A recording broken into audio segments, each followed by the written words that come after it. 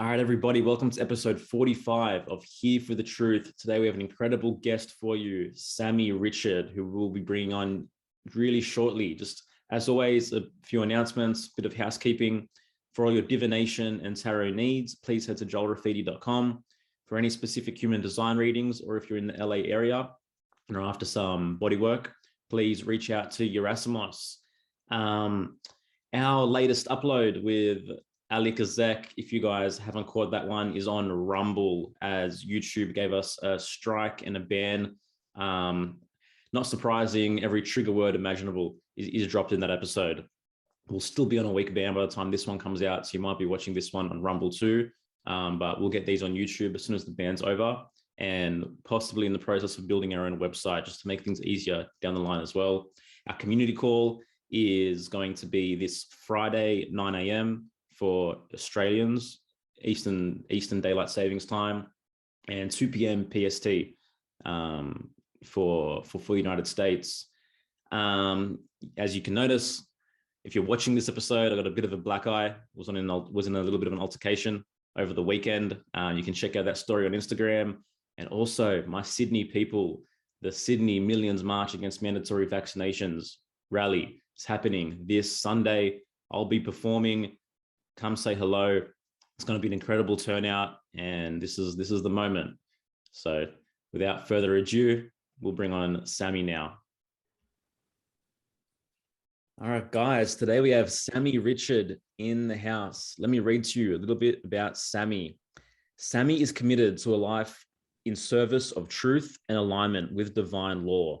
He uses his own personal experience, research, and intuition as a guide to explore reality beyond the narrative dictated through society's conditioning. This reality inversion disempowers the individual in favor of a collective groupthink that rewards compliance and limits human freedom and spiritual sovereignty. This is the basis behind his initiative, Shifting Timeline, that provides tools to help shift down a new trajectory in alignment with the individual's highest evolutionary potential. Sami, you're talking our language there, 100%, man. Welcome to Here for the Truth. Thanks for being here. Thanks for having me, guys. Absolute pleasure, man.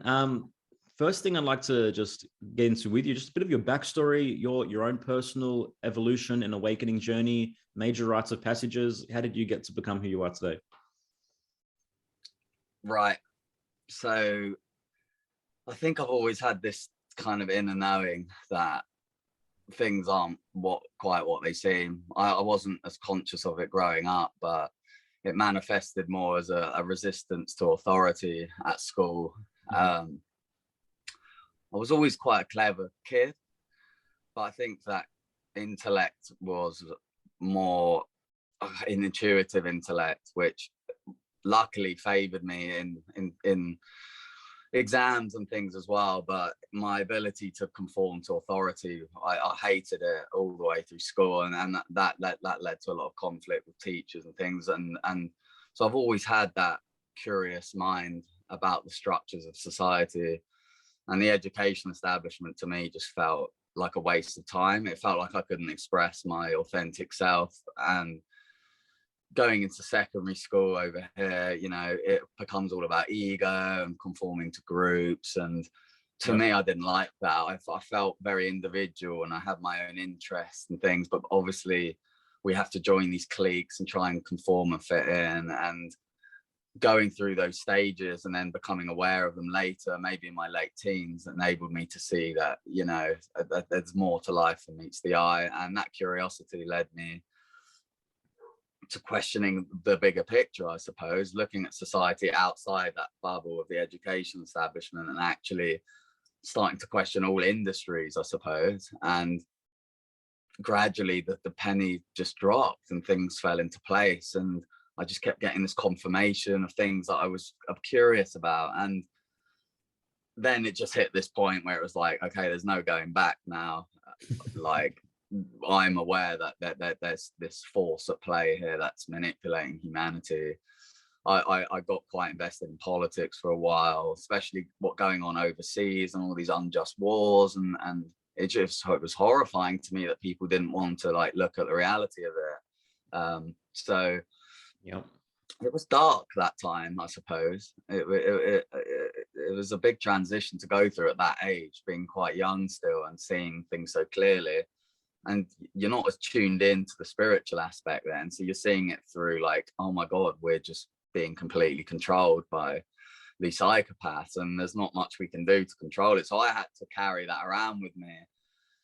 And I couldn't really. I could, but I felt I needed something. I needed to express it. So I tried taking to social media, and obviously that came with its whole set of challenges with friends and stuff. And I just didn't care. I was just like, speaking this truth is the most important thing. And from then on, really, it just became a complete reevaluation of my life and letting go of things that weren't serving me, and just continuing to live with integrity. And that's led me to where I am today, now actually following a higher purpose. And I'm really grateful for that whole transition, really, because at this stage in this process of the human cycle, I think having this awareness is going to serve us in the coming times, if not already. So that's where I am today. When like, what was the timeline around this, and were there any major events or major things that you researched that really like shined a light on things for you that were big aha moments? Yeah. I remember at university, I ended up dropping out of university, but I restarted again the next year after a break, because I became so disillusioned with education. I knew like it was pointless, but I thought, you know, I've come this far, I need to stick it out and at least get the degree. I majored in psychology, Bachelor of Science psychology, and during that time, that's when the research really happened. You know, I had a close friend, and we went deep into things, but a lot of it was just done on my own, really. And it was your more basic conspiracy stuff, I suppose. The music industry, the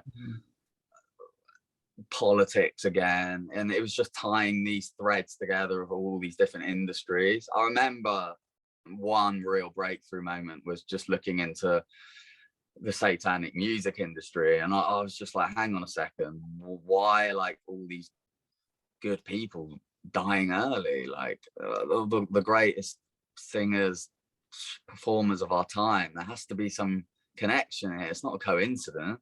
Yeah. And I try and open up that conversation with people, but of course they just want to disregard it as just being coincidence. But I was like, nah, something's up here, not just within the music industry, but all the industries at large. Then you have like JFK, you know, the classic conspiracy stuff, really. But once the penny dropped, I mean, there was no going back for me. I didn't want to go back as much as it was overwhelming to me. So I just kept going deeper down the rabbit hole. Then I started, once I'd understood the whole establishment, I started learning about the banking system and how everything funnels through this central banking system.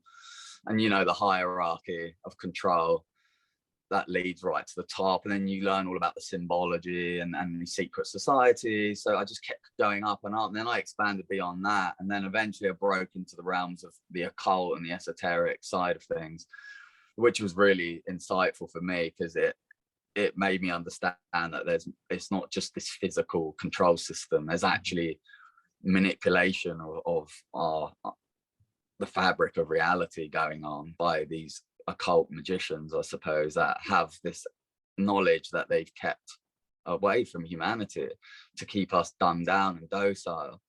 So I had to break through all of these layers of the control system, and I just wanted to keep going and going. And then that would lead into new age spirituality, if you want to call it that. Yep. Which was a positive shift into new age spirituality. It gave me that sense of comfort and relief, and I wanted to cling on to that for a while. I started associating with those people, but after a while, you know, even that just turned out to be another trap, and it just went on and on and on, really. And now I just synthesize the best of everything, really, and I know to just trust myself and to just take all the elements of truth and apply it within the framework of my own perception. And if other people resonate with that, great. If not, then I can't force them to learn things that they're not ready to learn. So I've become comfortable and accepting of the fact that I can't force anyone to do anything really. Absolutely, man. Such a classic journey, and it's one that I echo similar sentiments in my own life. But it truly is the moment where you realize, you being the individual as the primary modality to understanding any of this, and having all this information come through your own personal lens and your own personal filter, and beginning to trust yourself and trusting what you've learned and trusting your own intuition, as opposed to consistently, outsourcing, or I know this piece of information, or I resonate with this person, or whatnot. And finally you're able to realize that the primary paradigm and agenda that's enslaving everyone really is this, to me, it's this ideology of collectivism, which is what they're using to blanket people into this control system, by forcing us to be constantly reliant on a system or on someone else. And most of us are lacking that inherent trust within ourselves to actually break through, as you have. What would you say about that? Yeah, you're right. I mean, that links to the hive mind, doesn't it? The collective hive mind, which links to the communist ideology of funneling everyone's mind into one central viewpoint of the world, which is an inversion of the true principle of individuality, where we evolve as individuals first and then we come together as a result of that.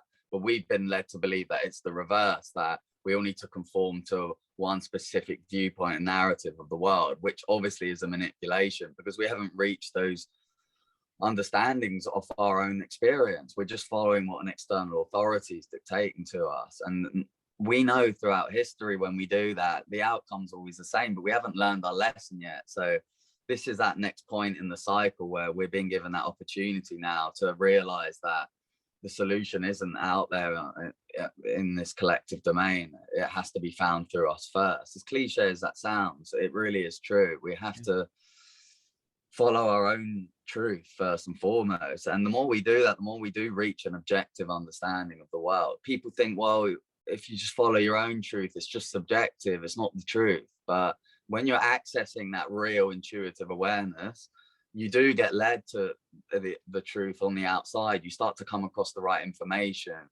Yeah. Because you've broadened your horizons now beyond what you're being fed from all these mainstream media sources, and you're able to discern the truth better.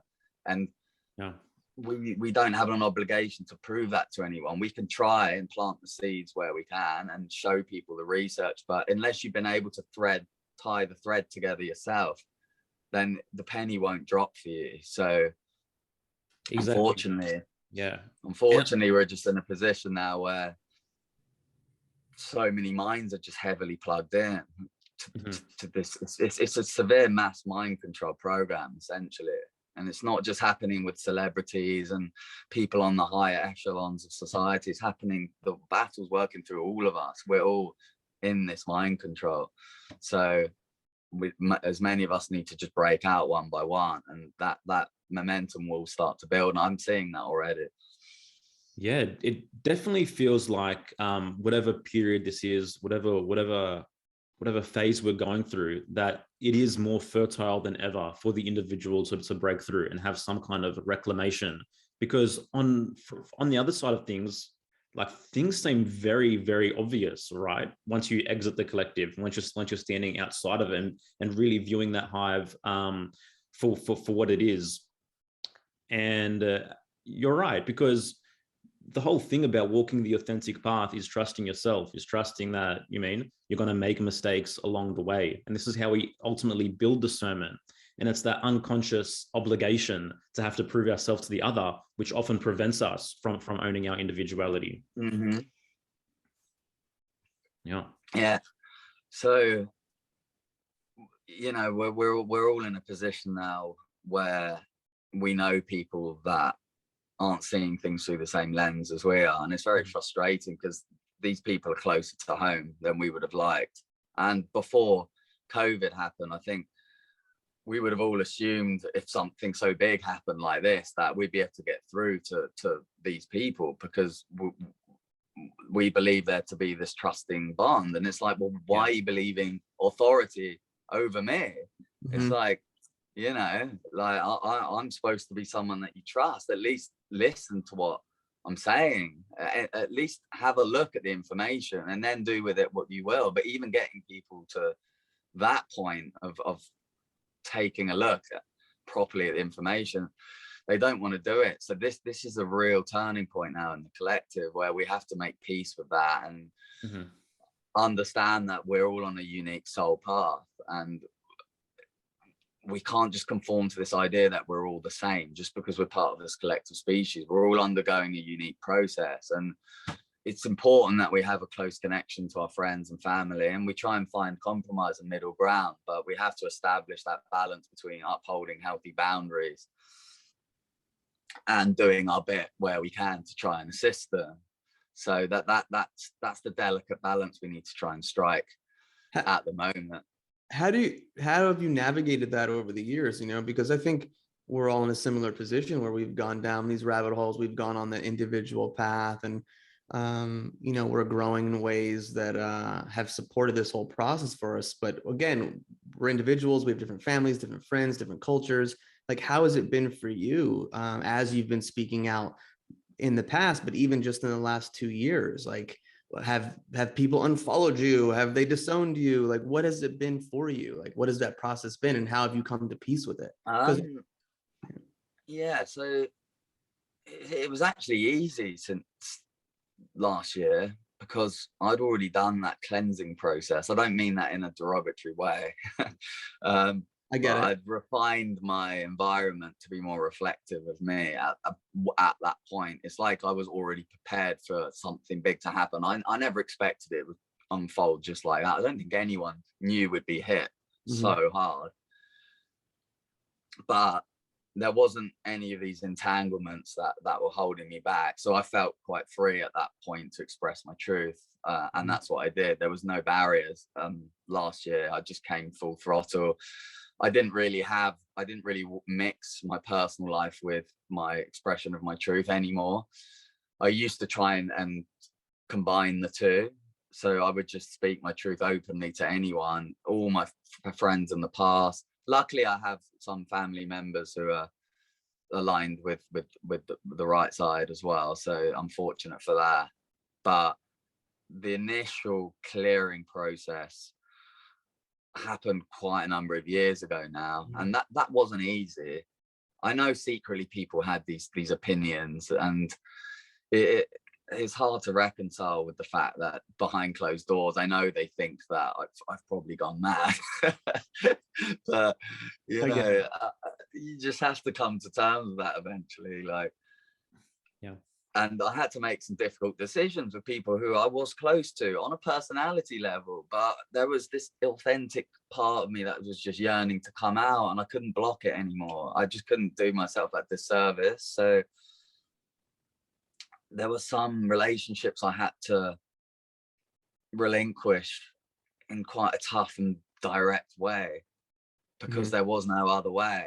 And in some senses, I just fell off the radar with some people. I just disappeared off the map.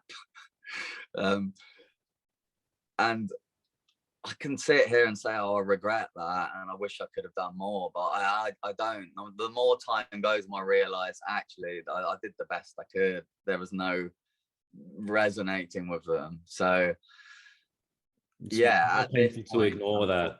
It becomes more painful to ignore that authentic call within yourself, right? You just know that just this feeling where it's like, this isn't serving me anymore. Like, I'm trying to cling on to something just literally just meant to be pulled apart at this point in time. And like, yeah, you think maybe down the road, sometime in some distant future timeline, that might come full circle, but it's just at this point, you're right. We have to set these boundaries appropriately according to that inner guidance. And the thing is too, as you're on that individual path and you're feeling more grounded in who you are and the journey you're taking, like these splits or these endings, while you're still human and there's a part of you that might be like, oh man, that's tough. You know, it sucks that didn't work out, but it's not destabilizing. Like me, like you, you know, I was prepared for this to the degree that I was because of all the work I've done in the past and the research and that. And so I already had my groups of friends that we'd send things back and forth to each other and talk about conspiracies and talk about corruption and talk about the pharmaceutical industry and talk about the allopathic medical system. It was a part of my life. So it wasn't like, what the fuck's going on? I'm by myself. My whole family and friends are Yeah. crazy, which I've met these people, man. I mean, I know I talk about this often, but like, you know, my wife and I, we've been having some gatherings, and there are people who come. They're like, 6 months, I haven't touched anyone. This was last year. Things have changed, but I haven't hugged anyone. My parents like don't want to talk to me. My friends don't want to talk to me. And so like for a lot of people, like this is a major upheaval. You know, Yeah. major upheaval, and it's what's needed. You know, for some people on their soul's journey, like this is the contract they signed. You know, and so now what? Now what are you gonna do? So I hear you, but there's so many different flavors and different experiences. Different people have been sharing their stories and relationships ending and disownings, and it's wild times, man. Yeah. And so what I want to ask you is, from your perspective, what is happening in the collective psyche at this time to have this catalyzing event come forth in this way? Yeah, if we're to zoom out and look at the big picture here, Yeah. this is where we can shift our perspective and view things more positively. This is a necessary part of the cycle of reclaiming our free will through activating consciousness. So that unfortunately can only be triggered. I mean, it's not the only way, but it seems to be. It probably is actually the only way. We have to descend into the shadow as a collective, and in order to confront the darkness that's lingering in the unconscious, because there'd be no cause to question anything if we just lived a stable life. Yeah. And a lot of people who seemingly have their shit together and are living comfortable lives, they're going to be the people that may be hit the hardest because they've made bad medical choices or bad dietary choices. Not all of them, but eventually there has to be this trigger event that propels us into curiosity. And a lot of people in our position, we've already gone through that. There's been something lingering within us that's made us question reality. We may have had a traumatic event that stimulated it. So on a collective level, we're now going through this collective dark night of the soul, if you like to call it that. We've already had the first wave of individuals. There's been a number of waves, but this is now the real tipping point of the collective, where we now have the opportunity to come full cycle, having descended in through the dark age, in order to reintegrate that shadow by shining a light of consciousness onto it. And as we do that, whenever you shine a light on the darkness, it becomes exposed for people to see. And that's what we're assisting to do right now. Those of us who can see, we need to shine our light of consciousness onto the truth to enable others to when they're ready. And I just think that process is going to, and momentum is going to build as this elite, these parasites get desperate, because they're going to keep inflicting these false flag events on us one by one. We've already seen it through the war on terror, all these false flag attacks blamed on the Middle East to incite all these divisions, and then bringing in religion into it.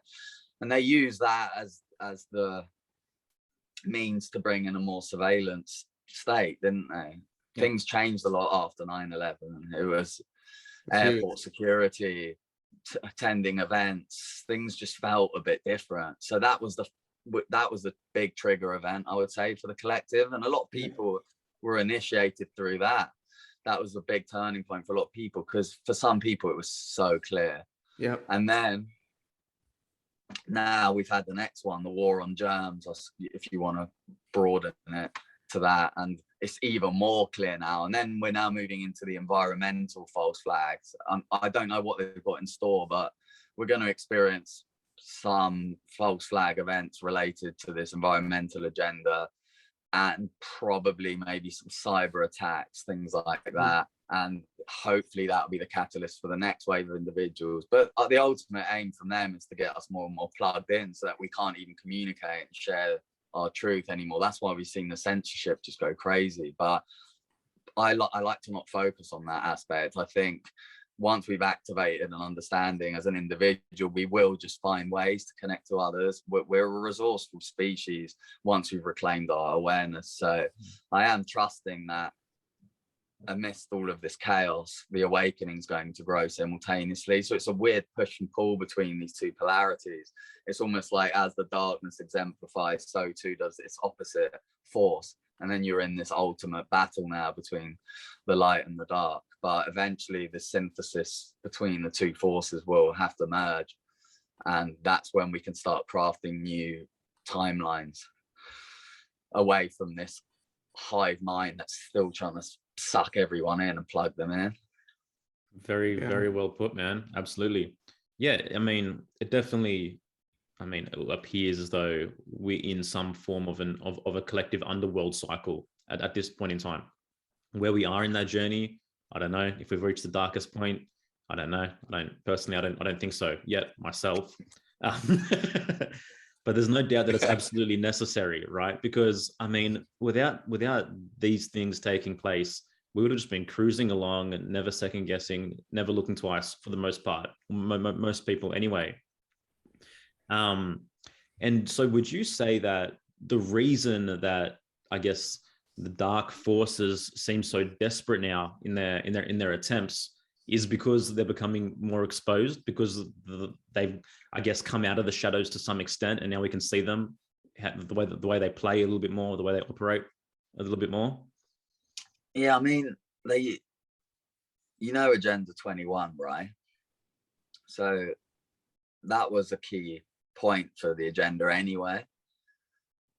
But I don't think they planned for it to be so intense.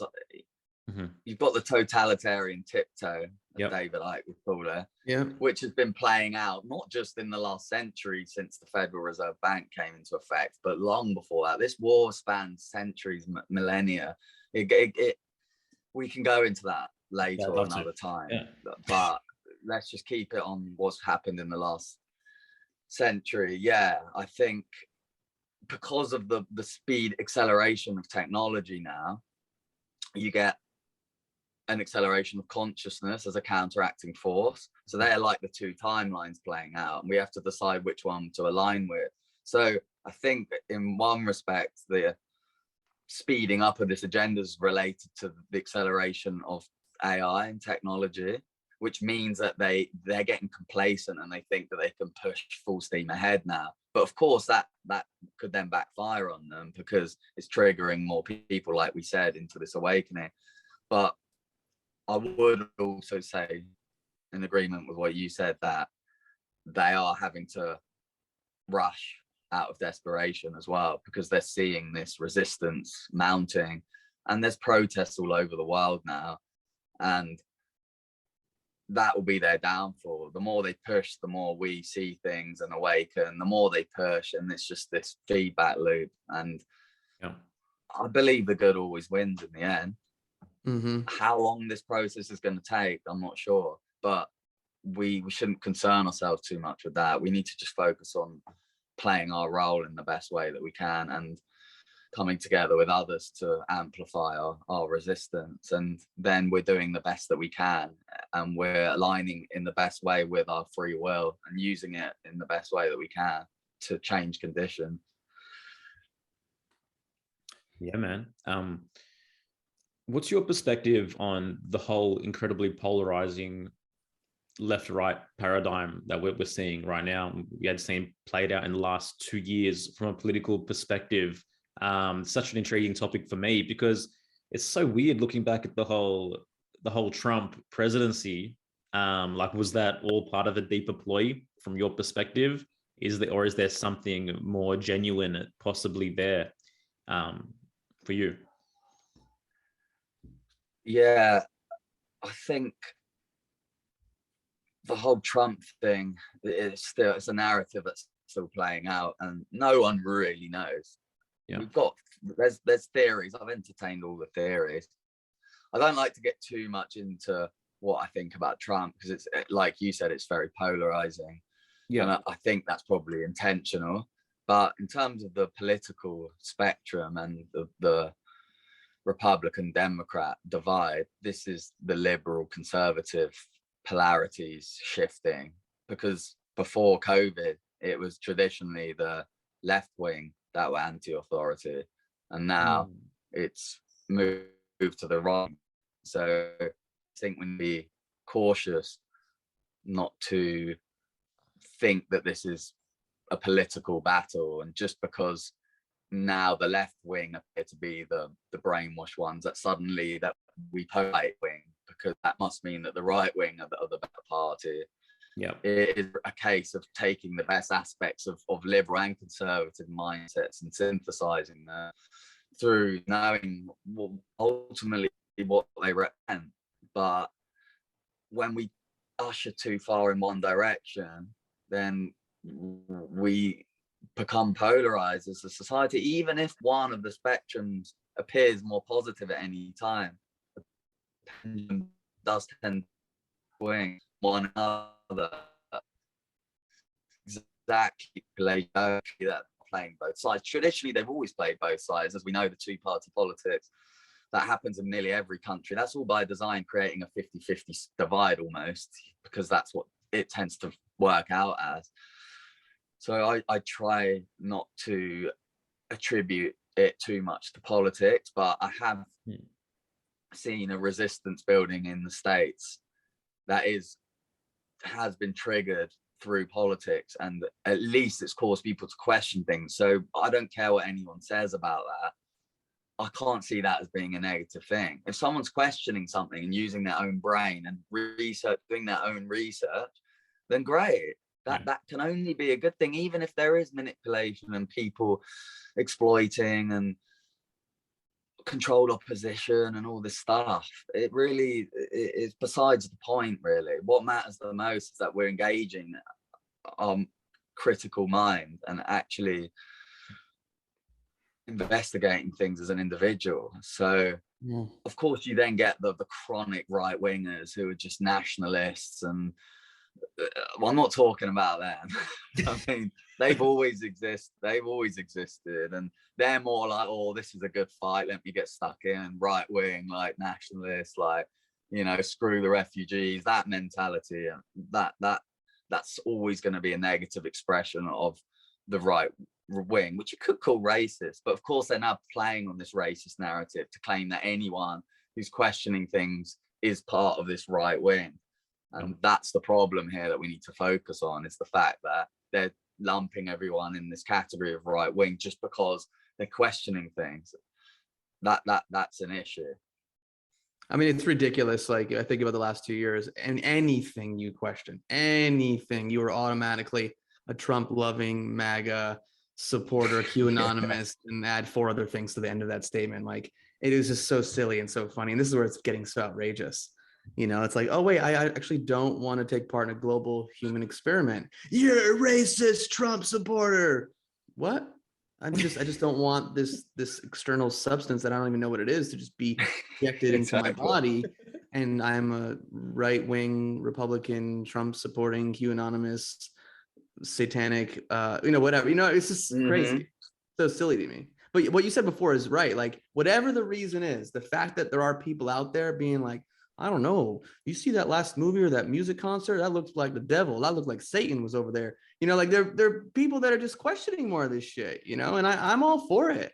Exactly. For whatever the reason, I'm like, people are like, yo, did you check out this documentary? That's one of the cool things about the lockdown, is that people had time on their hands.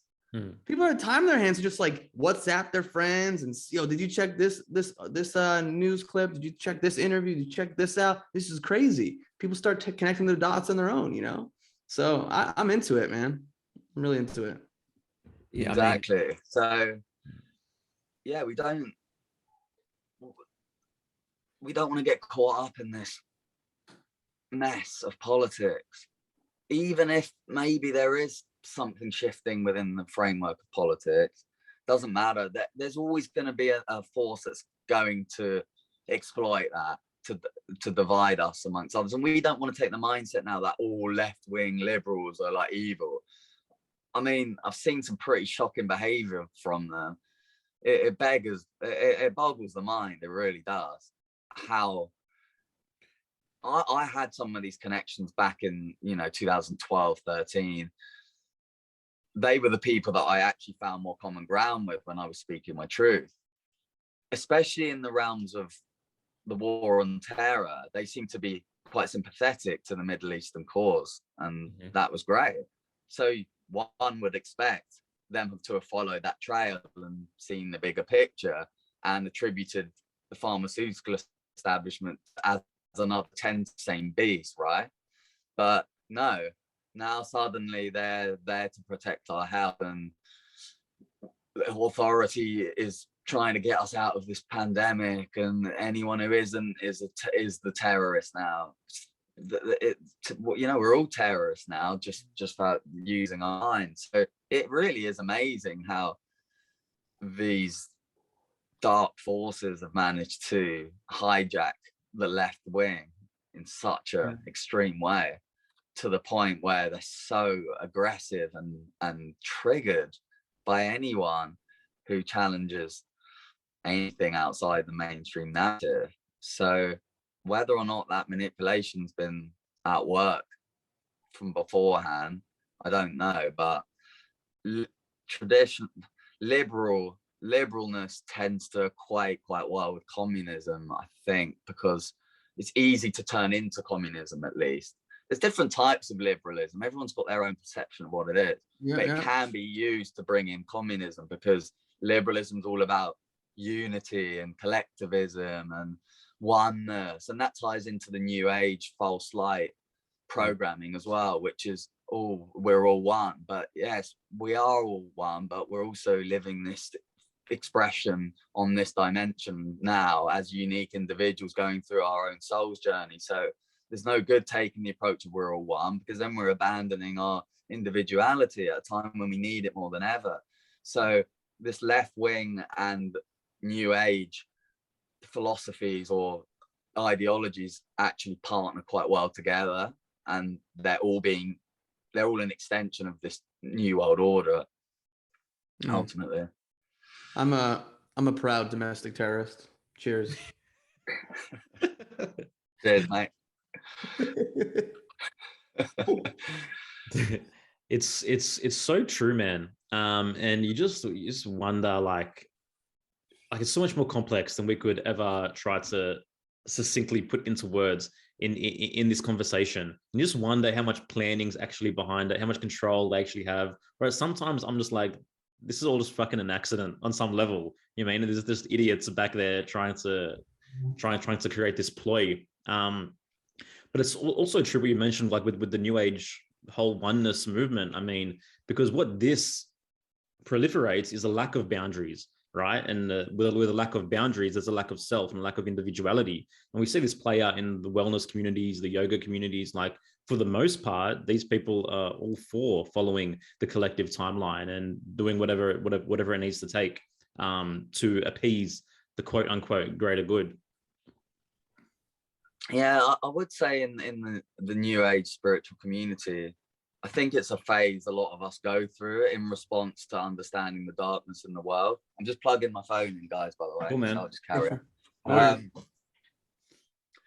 So I try not to disregard all the teachings that I've learned during that phase as well, nor just brush people off as being false light, because then again we're feeding the division, aren't we? So absolutely, I think they set up these booby traps on the path of awakening, because they know people who are disillusioned through politics or whatever, they're going to look for some salvation in spirituality and comfort in spirituality.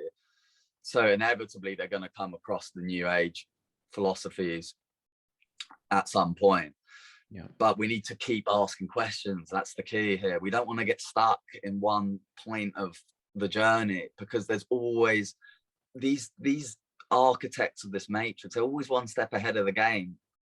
They know the different stages we're going to go through on our awakening, so they want to infiltrate it. And the new age has been heavily infiltrated, if not the whole thing was created. But that doesn't mean that everyone in it subscribing to the spiritual values of things like positive thinking, manifestation, all of that is true, but we need to balance it with the darker aspects. And as well, we don't want to just get stuck in this tunnel vision of love and light, because then we're not doing the integration work on the unconscious. We're not bringing that stuff to the surface to be properly dealt with, and then we'll just experience the same control system repeating itself. And that's why these empires, they rise and fall, because we haven't learned our lessons yet.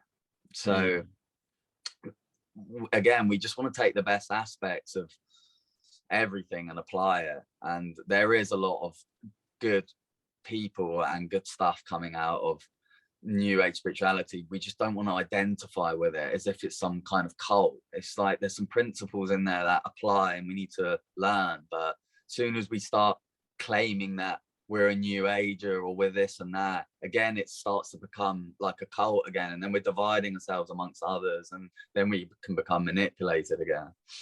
Yeah, man, so true. And just in my own personal journey, one of the most powerful teachings earliest on my path was, like, I guess you could call new age teachings, like the Eckhart Tolle's, Ram Dass, the Wayne Dyers, that kind of stuff. And yeah, that in the beginning, you're right, it was kind of like a salvation. It was kind of like, you know, I mean, wow, this feels great. There's like a blissfulness, there's a peacefulness here, and something that worked for me for quite a long time, until eventually these philosophies, yeah, on a level, they begin to, I guess, hijack the psyche. And for the longest time, I avoided the darkness, right? You avoid the shadow, accept everything, resist nothing. These kind of ideas that proliferate.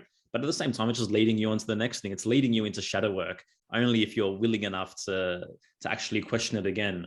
When you finally get there, then there's another growing point. So on if things play out relatively positively, where do you see the evolution of consciousness going from here? I think decentralization is the first step. Networking based on who we actually are. We all have a unique signature, and we need to discover that by clearing these ego programs that are blocking that connection to our authentic self. We all know what we're about, really, when you strip it all back. And we all can see where we're operating based on external validation. And sometimes we have these blind spots and we believe we're not acting out of ego, but we are. So we need to be removing this negative ego. We need to be comfortable with ourselves, irrespective of anyone else or anything on the outside, because otherwise we're just still conforming to an external will, whether that's friends, family, or this authority. That's just a microcosm of the bigger picture. That's how authority becomes so consuming, because we're looking outside of ourselves. So we have to strip it right back to the individual, to ourselves, and rediscover what our timeline is. That's why I created my brand called Shifting Timeline. That is the solution for me. We have to shift from that collective timeline, the hive mind, onto our personal timeline. And to do that does entail, like you said, a lot of shadow work and deprogramming. And that's not an easy process, because we've got all these ego programs we've been latching onto because they make us feel comfortable. They're defense mechanisms to avoid confrontation with the unconscious psyche, where we buried all of the unwanted material because it hurts too much. We've all got trauma to some degree or another, whether it's childhood trauma or deeper trauma, sexual trauma, whatever. And this is what's being exploited. So that's why we're all looking outside for the solution. So the first step really is to take that time to introspect properly, not just to keep speaking our truth. It's not enough. We have to actually engage in the real work ourselves. Otherwise, the reflection isn't going to change. If we just keep fighting the shadows on the wall, then we're not going to shift into a new vibration where conditions start to change as a reflection of the changes that we're making. So as we do that and engage in that process, we naturally start to gravitate to people that align with that frequency. And that's why we have these great conversations like this. This is the process. It's unfolding already.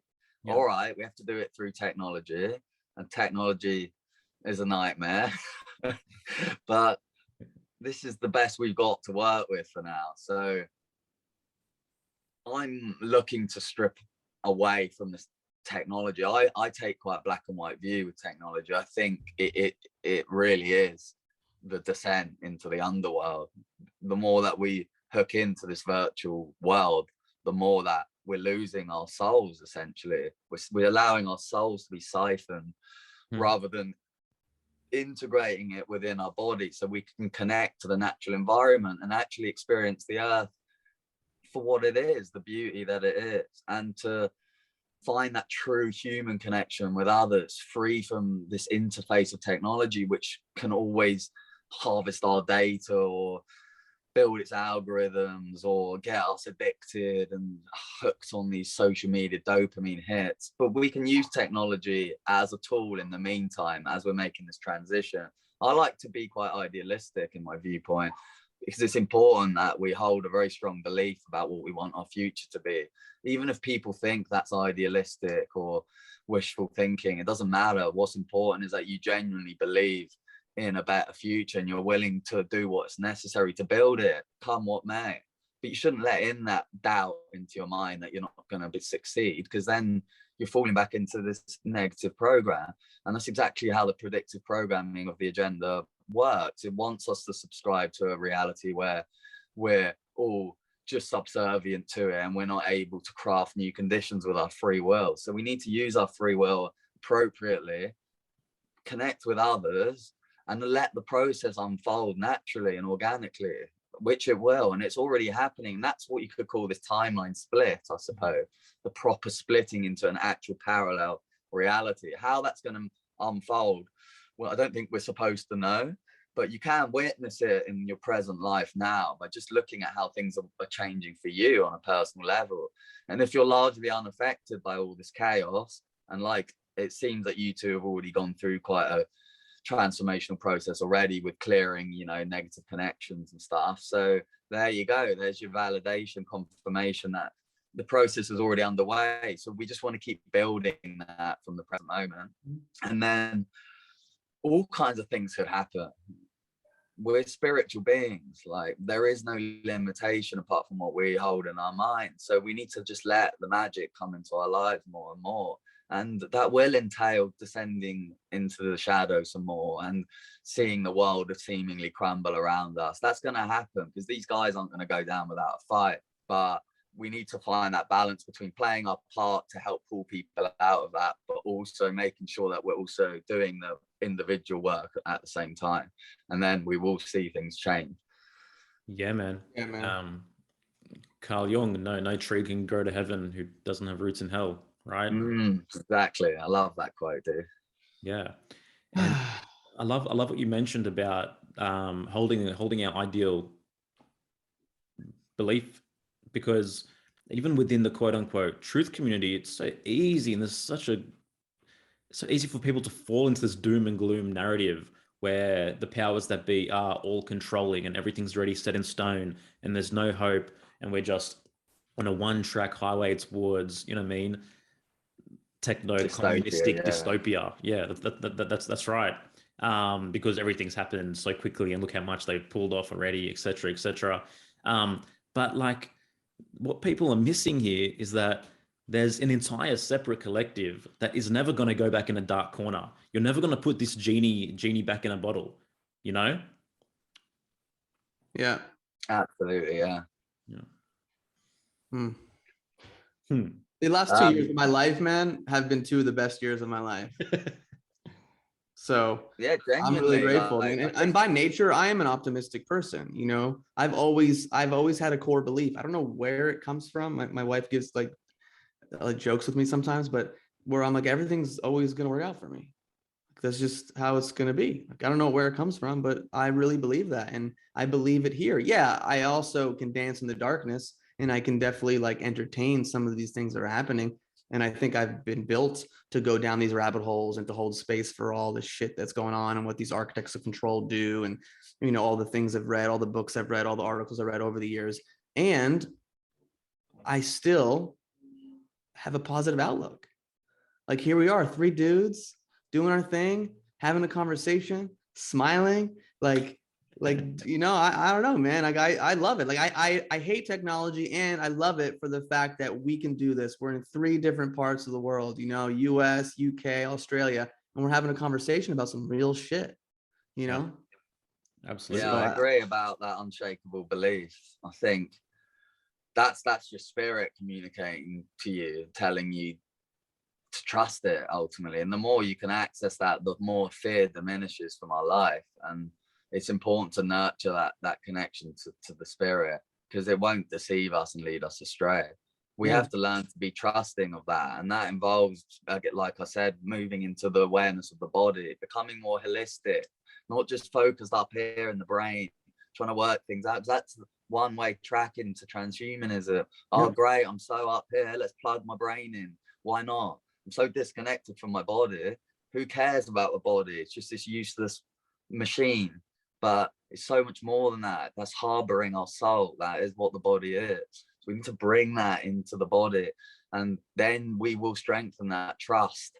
And like you said, I agree. I feel this sense of just peace and trust in the bigger picture. And I know that we all have these challenges in everyday life, and sometimes it does just seem doom and gloom. But as long as you can hold on to that seed of trust inside, then you will just experience a more balanced life, and you will start to move in that direction towards genuine change. And that's the thing. It's like, that's my umbrella, you know. I'm still human. I have emotions. I connect to different parts, but as a general rule, that's just how I believe. And you hit the nail on the head in terms of bringing it back to the body. That was my hugest transformation. Is I'm a body worker. I've gone down a lot of these different areas of study around that. But once I got into the physical body and viewing the body as a shadow and doing deep somatic work, like that changed the game for me. Like it was just a complete a waking up process of the deeper parts of me. So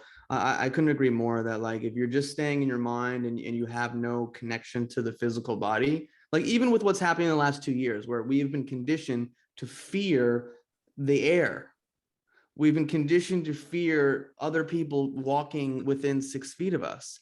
Like I've always believed that human beings are not walking vectors of disease. Like I think always, like I think my mom growing up would be like in Greek, min pisi nero potopotiri, like don't drink out of someone else's glass. And I'm like, what? Like, that's just crazy to me. Like I'm drinking out of glasses. Like I like people are like, oh my God, you got to put like 47 pieces of toilet paper on the toilet. And because you're going to catch germs. And I just sat on a toilet. Like I just never worried about that. I don't know. I never got any like diseases. I never got like some rash on my butt. You know what I mean? Like from doing that. Exactly. So like I just, it goes along with that whole thing, trusting the body, trusting the innate intelligence of your body, trusting that wisdom, and not succumbing to that fear. A lot of it that, of course, is being programmed into us. So I don't know. I'm into it. Yeah, I mean the real war is to disconnect us from the natural world, and that is our bodies. Right. That as we connect to our bodies, we connect more to the world. Because when your consciousness is seated in the body, you naturally feel the connection to your surroundings because you're more integrated. Whereas when you're stuck in your head, you're not tuned in properly. You are utilizing your senses, but you're not utilizing that sixth sense, that higher sensory perception that only can be found within the body. And that's exactly why they're pushing these narratives, the war on germs. That's why it's so effective. And that's why we're being smothered with this, our mouth breathing back in our carbon dioxide. That's a complete inversion of the fundamental, the breath of life. Like, breath is life, yet we're being made to invert the breath. So this is how deep the inversion goes. It goes right back to the fundamental of the breath. So that's why I believe they chose this specific event, because the more that we fear the natural world, the more disconnected we become, the more willing we are to find refuge in the virtual world, safety, security, and stability and convenience. And that's how they're going to sell it. Same with the environmental agenda. Oh, everything's too polluted. You know, you can't go out into nature more, that be carbon taxes. let's outlaw fossil fuels. And I'm not saying fossil fuels are good, but they know they're not good, and they're playing on that fact so that we just pay more taxes and just ban any sense of freedom. So Yeah. you can see how each thing builds upon one another. I also like how they're like integrating the scams, like obviously the things that are going down in terms of people's adverse events to the new experimental medication. And I just read a thing the other day that they were blaming they're blaming the climate crisis or rising temperatures in the fact that newborn babies, I guess through their mother's breast milk, raising temperatures, I guess, are going to create heart issues in newborn babies or Oh, children. yeah, Something of that so nature that just came out. I'm like, are you that insane that they're gonna, well, also what they did the other day, they were saying heart issues in young children are because of excessive, or in teenagers, excessive weed smoking. What? Like this, of course, these things are happening. People are being injured. And so they're just priming people's subconscious to be like, to normalize it. To like, oh yeah, it's totally normal. They're probably smoking extra weed these days. Or you know what? The climate is changing. You know, that global warming thing. I mean, that's why this 2-year-old has a heart defect. It was because of the rising temperatures. Get the fuck out of here. believe that one. I couldn't believe that one. The linking climate change to the heart attack. That's a bold move. It's like the insanity is just, it's so bloody obvious. I mean, anyone who actually reads that, it's almost like satire. I can't actually believe the kind of articles that have come out since COVID that in the past would have just been pure satire, but they're actually real now. Like, I literally have to preface these things when I send to friends. I go, someone tell me this isn't real. Like, is this real? Like, I send these articles and I have to search them online, then I see them in the actual publication, and I go, this is ridiculous. Yeah. And how many people can't connect those dots because they're so plugged in, man. And the fear is so strong. Yeah. And people are searching for answers. Oh yeah, that's why my kid got hurt. It wasn't because of me. It wasn't because of anything I did or because I didn't research hard enough. It's just what happens. This is what happens. Life happens. Kids are smoking weed. My 14-year-old died. It's because he smoked too much weed and played video games. Exactly. They just want a simple explanation for something to avoid the responsibility for making a bad choice. And it's sad to see these parents subjecting their kids to this. Like, they lived in a generation where technology was very much in its infancy. So they have the contrast to draw upon. So they should know better. If you grew up in the 70s, 60s, 70s, 80s, 90s even, you know, you would have had a lot more sense of connection and freedom in those decades than we have now. But then these parents are just allowing their kids to just get an iPad about 5 years old and they're jumping in their TikTok videos. It's all just one big game. It's like they should know better. They really should. And parents who are just jabbing, it really is, it's crazy. I mean, on a symbolic level, handing over your kid be jabbed like multiple times at so close to birth is symbolic metaphysically of literally handing your child to like child sacrifice, essentially. That's what you're doing. That Moloch, exactly. It's like that's what it is. It is what it is. It's not just metaphorical. That's what you're doing. You're giving it to that satanic force. It's just packaged differently, you know. It's packaged for today's age, but it's the same thing. It's literally, yeah. And it's the same with like empires, like so we had like the monarchies in the past, and then we had the politicians, but nothing's really changed. It's the same bloodlines that are ruling as have always ruled. Now we can go a bit further back into history and understand how the dots connect. It's the same, if you want to call it alien agenda, as it's always been. It just takes different expressions to match the current times. So now the politicians are becoming obsolete, or it's the technocrats who are stepping up now. And that's why we're seeing their immense power of people like Bill Gates, Elon Musk, Google, blah, blah, blah. It's just a shift in power to a different expression to reflect the times. But ultimately, it's all one long linear progression that's been orchestrated from the start. So yeah, the costumes are just changing as time and technology progresses. Exactly. And that's why they keep calling it, oh, revolution, this revolution, that revolution. But it's actually all backwards. Our fourth industrial revolution. It's like, well, no, there's nothing revolutionary about it. We're just changing clothes. Fourth industrial slavery, more like. Yeah, man. And I mean, back to those ridiculous articles, like if you look into the history of communism, the purpose of communistic propaganda is to insult, right? Because if you can believe a lie that's so detached and fabricated from reality, then the trek for you to get back to believing and trusting into normalcy in yourself is such a long haul. And also we touched on so many important topics in that conversation. Like really all this agenda is rooted in the negation of self. If we look in the war of germs as the primary body against the self, then climate change as you mean the war on the bigger body of earth. And this goes back to religious paradigms: born sinner, you're dirty, all divinity is completely external to you. This has always been the matter, is to get you to consider your vessel as dirty, so you don't want to be there.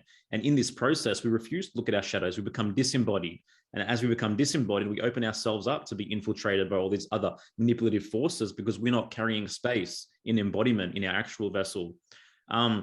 So I want to ask you, what's your process of becoming more embodied? How do you bring your body back into the picture? First and foremost, we need to slow down, bring our attention back to the breath. If we want to take a physical perspective anyway, for me, it was reconnecting to the lower chakras, the trauma that's embedded at the seat of consciousness in the pelvic floor region, that tenseness that we have that we don't even realize till we start to breathe properly and connect with the body. We start to feel it all of a sudden, and that manifests as emotion, negative emotional states in the solar plexus region. So I do think there's a lot to be said about these chakras, especially the lower three, in terms of the programming very much accumulated in those lower areas. So firstly, we want to drop our consciousness down into that area and attend to the trauma that's residing there, because that's where they target. They target the sacral region through sexual trauma. Sexual trauma isn't just sexual abuse, it's all this sexual misery programming that we see in culture, pornography, relationships even. It's this disconnect from our own masculine and feminine. So we need to recognize those forces, how they play out on our body, rather than looking outside in our relationships to fill that void. And this is why relationships are so important, understanding our romantic relationships, because the more disconnected we are from that energy in our body, the more we seek compensation in another. And that's why so many people are caught in traumatic relationships that they can't get out of and that they're addicted to. So there is that component with reintegrating with the body, is understanding the masculine and feminine energies. I'm not talking about becoming a female like this liberal agenda is trying to do. I'm talking about understanding that we all on a spiritual level possess the masculine and feminine components, that the masculine is like the head and the feminine's like the body. So by bringing our awareness into the body, we're learning to connect to our emotional body, the pain body, and our intuitive self, which is like the feminine aspect of surrendering to the body, allowing the intelligence to activate. And then the masculine counterpart works in communion with that as a servant to it, rather than being the dominating force. So there's nothing wrong with masculinity. It's just that it's been too dominating throughout history in terms of the energy of the masculine, not the masculine gender. So there's these two poles of consciousness, the head, the body, that we want to bring together, so the mind and the body start to work together in this continuous flux. So that is one way of reintegrating and embodying, as well as doing more shadow work, because the unconscious resides in the body. It's not just this vacuum in the back of our minds. It's the unconscious is trauma is stored in the body, in our muscles, like you said, doing the somatic work. So even simple things like meditating can help to clear that and access that part. Stretching, yoga, running, exercise, walking, spending time in nature, listening to music that connects you to that strong vibration. They're all the foundational things that you can do to become more embodied. But of course, it has emotional, mental components as well. So we want to work from the foundations upwards. Yeah. We want to become more grounded and rooted in our root chakra. And then as we do that, we do start to naturally feel trauma in the sacral region start to come to the forefront to be dealt with. And that's a hard part of the process, because we're all plugged in. That's where the energy gets siphoned, like you said, when we allow these entry points in, when we're disembodied, and these forces, entities, whatever, are siphoning our energy. They're doing that from that position mainly of trauma. Yep. So we need to just work up, and as we do that, we start to become more attuned with our internal intelligence, and then we start to discover a higher purpose, and we can then open the fourth chakra, the heart, the portal, and radiate a bigger electromagnetic field, which then starts to influence the world. But that won't happen. There'll be a block there as long as we haven't attended to what's going on in the lower areas. I think that's like one of the things with the New Age community is like they bypass that more grounded, like lower chakra work, and they want to go directly to the heart and be like, I have an open heart and I love everyone and we're all together and we're all one, where it's like you can't bypass that. You have to get into it. Yeah, that's a good point. Yeah, you could draw a comparison with the New Age spiritual bypassing. It is that skipping to that part of the process before the actual grounding work has been done. It's trying to escape into the higher centers, because it's just a convenient way of avoiding responsibility for what we still need to attend to. And at the end of the day, activations. And at the end of the day, like, you know, human beings, we're programmed to run towards pleasure and run away from pain. But the real question is, what pleasure should we not run towards, and what pain should we sit with and allow ourselves to be present with? That's the more, I think, precise question. And it's like when you connect to your body and you feel that sensation coming up of whatever, and then you automatically want to turn to that behavior, that self-soothing behavior, like, okay, well, I'm going to take a moment, I'm going to feel what's going on in my body. Because the first language we had was sensation. We're in the womb. We're not having conversations with our mom in the womb, like, oh, what's up, mom? How you doing? You know, we're in there, and we're like moving with, we're connecting, we're in this symbiotic sensation relationship, and our nervous system's forming. And so I think a big part of shadow work is how can we connect and build a relationship to our nervous system and sensation and that subtlety. Because, you know, we have this conditioning and this behavior, whether it's porn, shopping, excessive scrolling, like whatever, eating, all these different things that we turn to not be with what's present in the moment. Some discomfort, some fear, some angst. I'll just do this. I'll smoke some weed and then I don't have to feel the angst, you know, or I'll eat the food and I'll feel better. I'll sit on my computer and look like a gremlin jerking off and then I'll be fine, you know, like, so it's just like, how can we really just be okay with what is present? And that's hard, man, because people don't even know that's even a thing.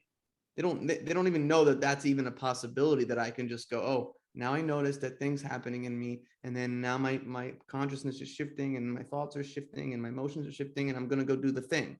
You know, like it's happening like this. It's behavior. This is who I am. This is what I do. So it's really coming back to that and noticing and seeing if you can sit with it and see if it dissipates, see if it moves through you. Easier said than done, but that's just one way you can do it. Exactly. And that's why people are so distracted by these society. And this is why everyone's hooked into social media. Like you said, it's this avoidance of the pain of sitting in the present moment, always seeking something to gratify us. All addictions, I would say, links back to what I just said about that trauma stored in those lower centers. Because when we don't sink into that, like you said, understand the way our nervous system's operating, we're always trying to counterbalance it with something external. And that's why some people might like smoking weed, because they need to be more suppressed. Some people might take ecstasy because they need to feel up. And it's all just trying to correct these imbalances in our nervous system. But we don't realize that we can actually just do that by turning our attention inwards and stop looking outside all the time. And there's so many distractions that reflect that now, and that all addictions ultimately have the same root cause. And it really is, cliche as it sounds, it is just rooted in trauma. Yeah. We all have trauma.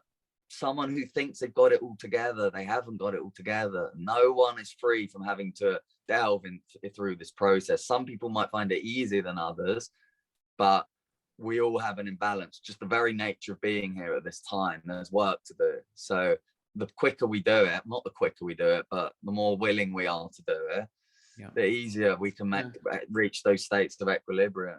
And I think what's key too is for people that are on the path, or people who think of themselves as being more awake, to not get caught up in that. Like we're all, I got my issues, you know, I have things that are challenging for me, and it's like important to stay present and be like, oh, I don't have it figured out, you know, because again, I have trauma, you know, my soul, I signed some soul contract that was like, okay, well, you're going to have some blessings and gifts here, but this is what's going to be something that you're going to have to, you know, work through. And it's going to be something that you have to continue to pay attention to, you know, because I think you see that enough too in the spiritual world and other worlds, where people think like, oh, I got it, I'm this ascended being.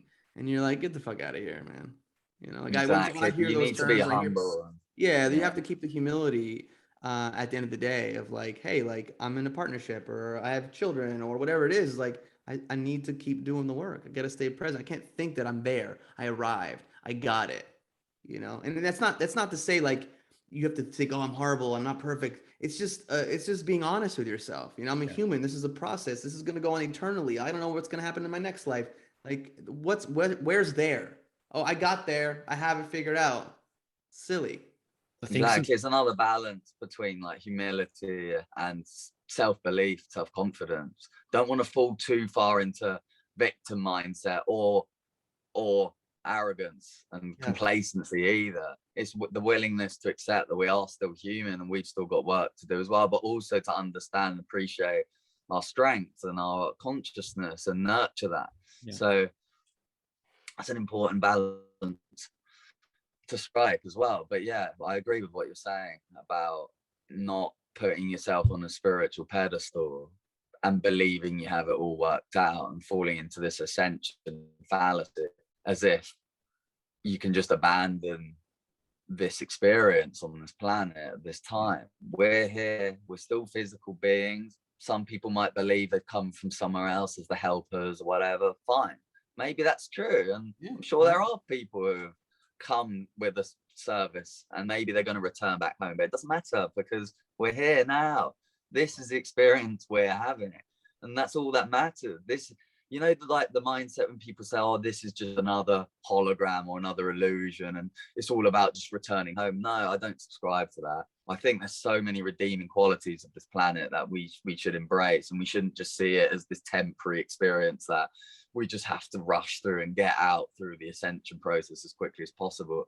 We need to actually embody, like back to the embodiment again, we need to embody the soul, the higher self through the body. So it's anchored onto this planet so that we're actually radiating our essence into the world. And then we are actually making a difference. And then great, if you're seeing the fruits of your, you know, embodiment play out externally, then that's great validation that you're on the right path. And that's important to build more self-belief and trust. And the more that you build that, the more the momentum builds, the more you see the reward.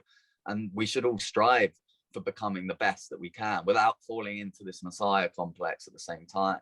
Let our actions do the talking. And if we live sincerely, with sincerity and with integrity and with humility, then the right people will find us. If we don't, then we might get what we think we want, all the material validation, we might become famous, popular, even in our respective industries. But you can't lie to yourself. Eventually, the truth that you've been operating in ego, a spiritual ego, albeit, will eventually need to be confronted. And there's always a day of reckoning, whether it's in 2 weeks, in 3 months, in 10 years, or on your deathbed. Yeah, no one can avoid the shame of inauthenticity. Absolutely, man. It's gonna get you eventually. And the trigger word for that you said for me was sincerity.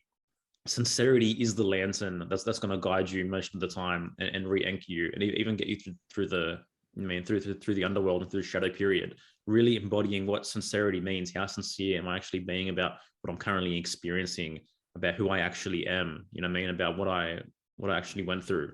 That's really potent. And bringing it back to the whole lower chakra concept and the root chakra, I think that's just, we need to really hone that in, because that's so potent and so important. And I mean, I know it was for me in my life, and often we don't even realize how tense we are, or how blocked and how closed off we can be in that area. And it was only until I started diving into that work, and you can simply do it through the breath as well. It's breathing deeper, breathing as low as possible. You mean opening the channels through qigong breathing practices or whatnot, just to create space in that area for these little subtle programs and traumas that have been attempting to hijack this area for so long, can begin to bubble up and come to the surface. And that is the hardest and the scariest work, when that comes up and you're forced to face and confront that, because no one wants to see themselves in a bad light, or have to, you mean, walk through those thorns and re-experience, I guess, these programs or even these traumas that we've taken on. But moving through that is possibly the greatest work that you can do to really step onto a journey of authenticity and owning who you really are, and creating the space for your individuality to actually to shine and proliferate and express itself. And to me, that's the pathway. Is just, we're all born as completely unique individual beings with different blueprints, unlike anyone else in existence. If we could just own who we are, own the attributes that we came with, right, without the need to copy or have the mimicry of being like anyone else, then that's liberation to me. That's freedom, is waking up and just, I can just be who I am, right? Yeah, that's why clearing these negative ego programs is important. The journey's a spiral, not just linear. We come back to ourselves as we process, and it kind of rises up and up and up. And each time we come back to ourselves, having gone into the world, experience and learn more, we shared that next layer of ego that's obstructing that connection to the authentic self. And that they're some of the most liberating moments, when you genuinely have that shift. It's not pretending you've shifted away from ego, like, oh, I'm not ego driven, I don't do that. Don't lie to yourself. You know whether you're doing something for ego. You might mask it on social media, but there's no point lying to yourself. Like, you need to just get real and honest about whether you're doing something because you want something from someone else. And that's okay. It's fine to do that. None of us are perfect, but at least be honest about it with yourself.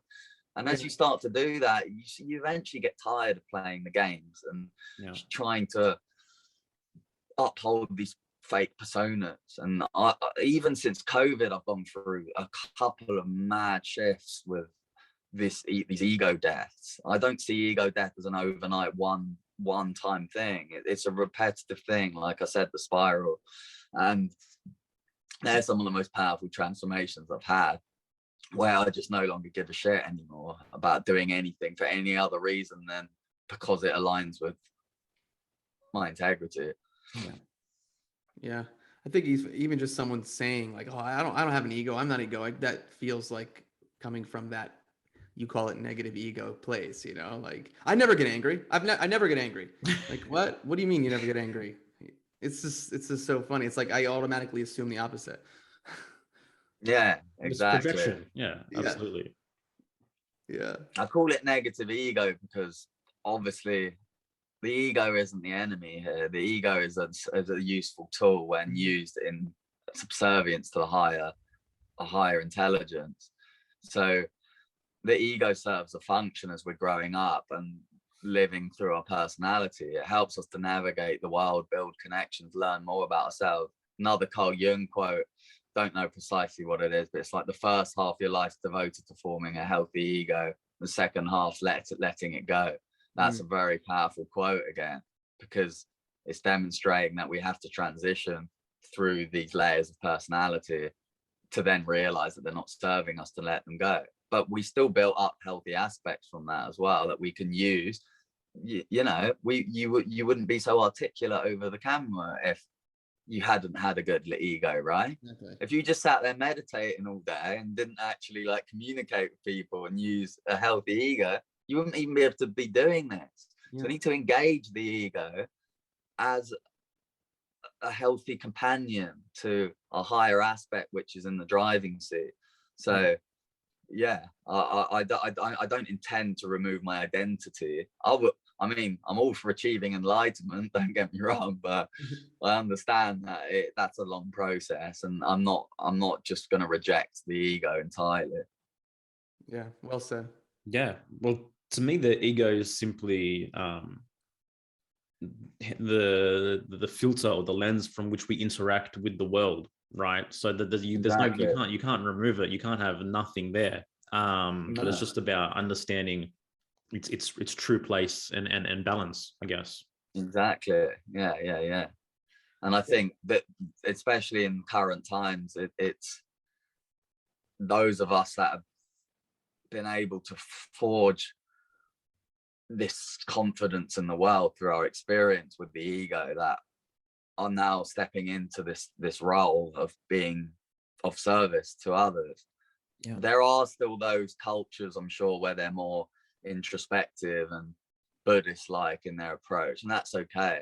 There's good elements to take from that, but I think at this point in this cycle, we do need to incorporate a healthy ego as well in order to reach people in the most effective way.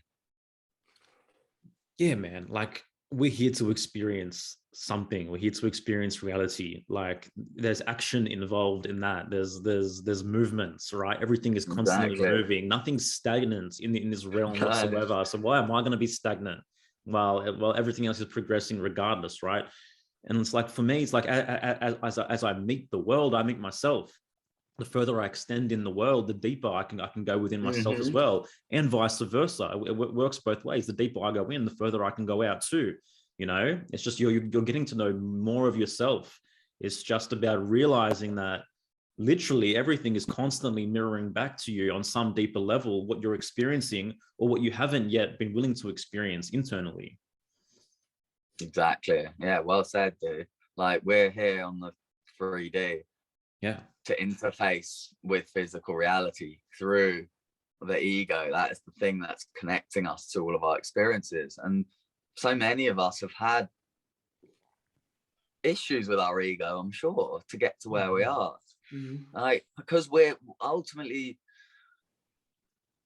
probably been quite bold with our egos because deep down we've known something's up. So we've tried to overcompensate with our egos to try and fit into the world, but we didn't realize that we were using it in an unhealthy way to drive, you know, these unhealthy programs that are being exploited. But eventually, once we attain a sufficient awareness level, then we move into these dark night of the soul. I always like that term for a process. I think it's really accurate because it's in those moments where we realize, hang on a second, I've got this and that with my ego, but I don't actually give a shit anymore. I'm fed up of all this validation. I don't care if this person likes me or not. And in those moments, it's quite overwhelming because you have to just strip it all back again now and take the good bits, of course. Take the good aspects of your personality that have worked well and let the rest go. And then utilize those skills to fulfill a higher purpose. Take what's authentic about those qualities and apply them. And like you said earlier, we've all got our own blueprint. So we're all going to have our own unique set of skills, and everything we've done in our life is not by mistake. Even the worst parts, maybe you've been beaten up loads of times. Maybe you've been bullied at school. Maybe, oh no, you haven't, have you? I was in an altercation on Sunday, man. I'll share it with you quickly. I was in a sushi restaurant picking up some sushi for my family, and I wasn't wearing a mask. So I had an exemption, but she's like, "You wait outside." So I wait outside. Again, no coincidences, only synchronicities.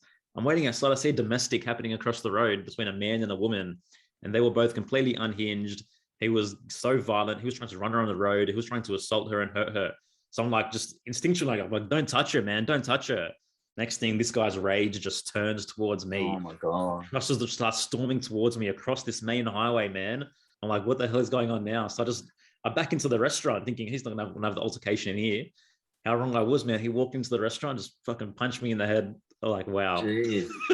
And then ran Fair off. play, man. Like, fair play for sticking, doing Oh, the there's no right choice. Yeah, there's absolutely no choice whatsoever. I mean, you don't expect to get punched in the head, but I mean, things happen the way they happen, you know. Receive a few punches than to walk away with the regret of having not defended someone who's helpless. So it's well worth a couple of bruises, dude. Yeah. Like, and like you said, there's no coincidence, there's only synchronicities, and it's just demonstrating to you again, healthy ego, like, you know.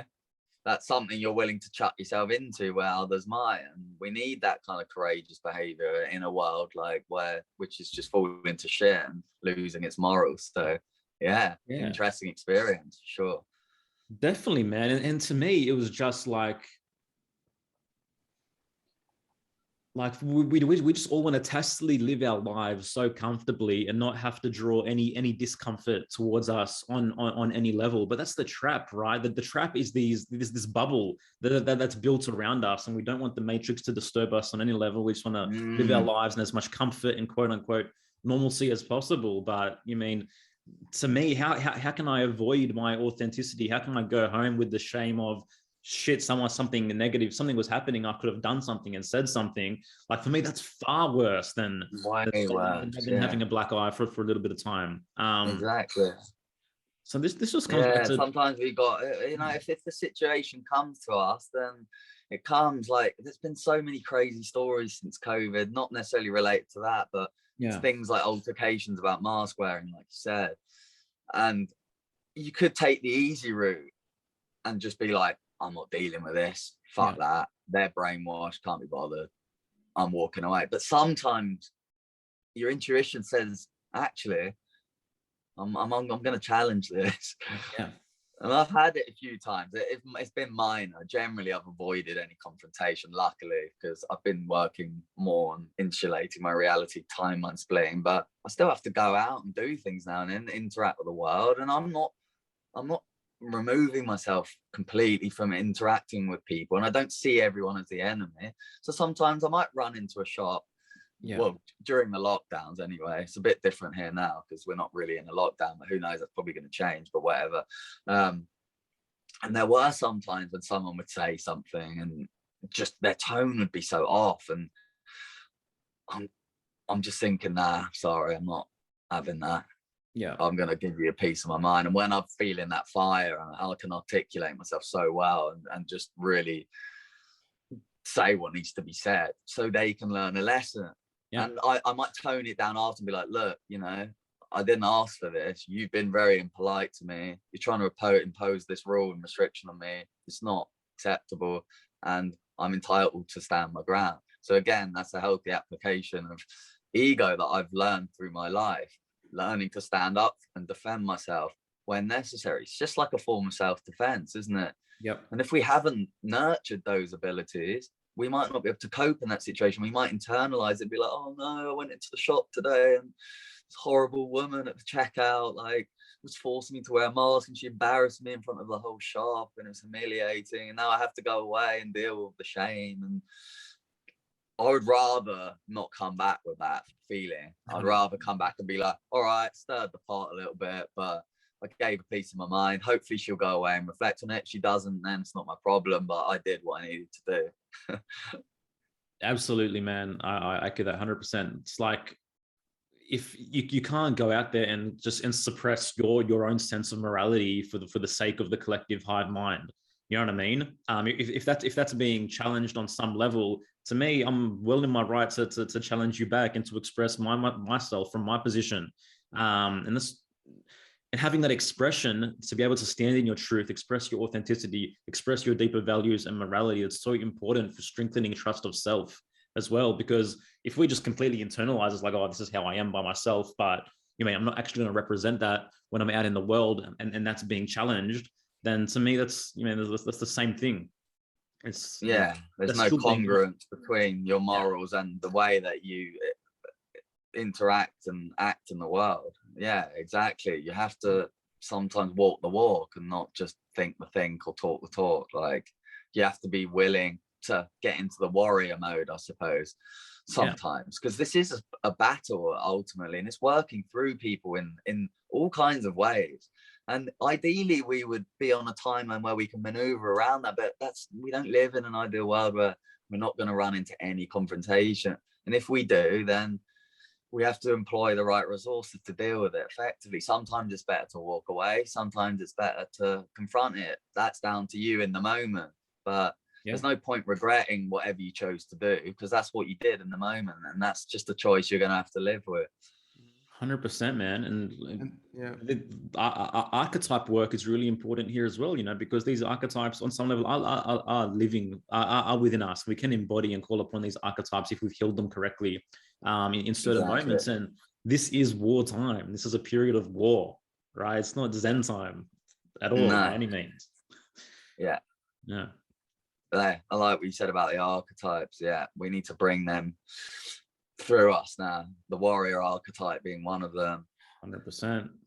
Yeah, this is like, it's not trench warfare, you know, we're not shooting each other, but it is war. Don't get it twisted. Some people are this being is a shot. war on conscience. Some people are being shot. Yeah. Exactly. It's a weapon. It's a bio weapon. Like, people queuing up to go into these health centers and jabbing themselves with gene altering substances. I don't care what anyone says. You know what, I'm just drawing synonymous to that. I don't care. That is, there's no difference. It's a death camp. It might not be an immediate response to it, but it's silent warfare, I suppose. It's a war on consciousness. It's subtle military style tactics that most people can't detect, whereas in the world wars it was different, because you had to just conscript and fight in the army, but still the motivation behind it was still a lie, wasn't it? So yeah, things have shifted in the way that the battle manifests and the way that we have to respond to it. And if we've got that consciousness activated, then we've got the weapons, I suppose, to fight. Other people might not realize we're employing a weapon, but our mind is a very powerful weapon. Our ego, like I said, is a weapon. Sometimes it might get a little bit physical, like in your case. That's an obvious weapon. But I think that's a good progression from the old style fighting tactic. At least we're not Vikings, like axing each other to death. It's definitely a different kind of warfare. I mean, I would think you'd agree it's more psychological warfare as opposed to boots on the ground, like we're coming in, we're taking you down, you know. So it's interesting how it's playing out. And so building that psychic immunity and doing the spiritual work and the shadow work is imperative. So like, if you were fighting in the wars, the people that most men in a certain age group would have had to fight if they were called up to do that. You had the conscientious objectors and some other people, but you also had a few individuals living at that time. I think Carl Jung lived during the World War. I'm pretty sure he did. Some other great minds that somehow managed to avoid being on that battlefield. Is that a coincidence? I don't think so. So even back then, the people with the psychological power were still able to maneuver and avoid being in the trenches. And now it's just a bit different. Now we need to avoid going into those jab centers. So it's good to know that we do have the ability to maneuver this. Like we can, it might still be going on around us. We might be seeing hell break loose, but let's just try and make sure that we're not caught in the crossfire. Yeah, man. Absolutely. Sami, anything that you'd like to leave our audience with before we wrap this one up? I'll just say, for anyone that's seeing the doom and gloom scenario and subscribing to these prophetic outcomes, firstly to realize that a lot of these end time scenarios are engineered precisely so that we subscribe to them. So don't subscribe to any other outcome than a positive timeline for your future. Also realize that things will get worse before they get better, but like we just said, you don't have to be caught up in the mess. You might be unavoidable, like we said, but take the lesson, move on, get back on track. But the most important thing is that our beliefs shape our reality. We might not be able to change the collective outcome, at least straight away, but we're not in this battle alone. We're all coming together now, and we're amplifying our strength. And the power of high consciousness individuals is much more powerful than those living in slavery. So we can take that confidence in our own ability and apply it and connect with others to bring more energetic power to help shape conditions. So I try and always maintain a good perspective in the bigger picture, even though I'm also very acutely aware of exactly what's going on the ground and in the present, and I don't shy away from that. I'll look at things exactly as they are, but when it comes to the bigger picture, realize this is just the ultimate light dark battle of consciousness, and this is the time juncture in this cycle for us to make a decision about which side of history we're going to be on and what side we're going to align with, and let the rest take care of itself. Just be in the moment and let it unfold as it needs to. Don't fall into these predictive programs, even the positive ones. Just hold the right belief and that trust, like we said, in the knowing through connecting to the body, and we'll then cross the bridges when they come. Well said, man. And also I wanted to just apologize for the dodgy viewing on the camera. Just for anyone that thought I wasn't addressing you guys properly. We just had a few tech issues, so it just kind of came out a bit weird. So yeah, apologies about that. Thought that needed to be mentioned. You look great, man. You look great. It's been perfect, man.